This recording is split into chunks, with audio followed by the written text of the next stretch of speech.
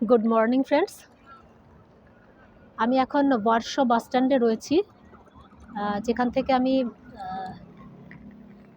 রোডস্লভ যাব, আরেকটা অন্য সিটিতে যাব, পোল্যান্ডেরই।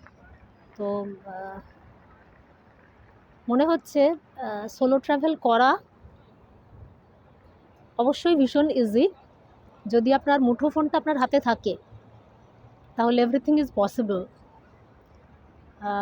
ফ্লিক্স বাস আছে, যে বাসে আপনি টিকিট কাটলে যে কোনো জায়গায় যেতে পারেন আর কি।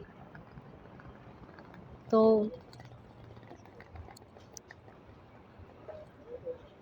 আমি এখানে টেকনোলজি এত উন্নত, আপনার বাসের টিকিট বলুন, ট্রামের টিকিট বলুন, ট্রেনের টিকিট বলুন, কোনোটাই খুব একটা প্রবলেম হবে না।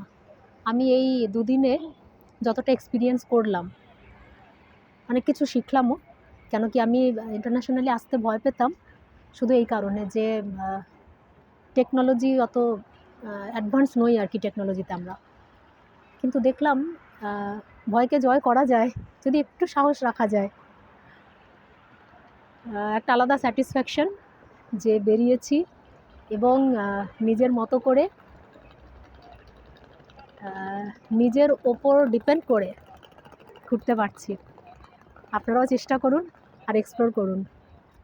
আমার বাসের একটু দেরি আছে, 9:15 বাস, আমি একটু আগে চলে এসেছি।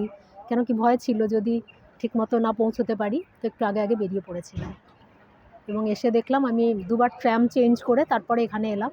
তো দেখলাম everything is possible and people are very helpful. So কোনো প্রবলেমই হলো না, অনেক আগেই পৌঁছে গেলাম। ওকে, বাই।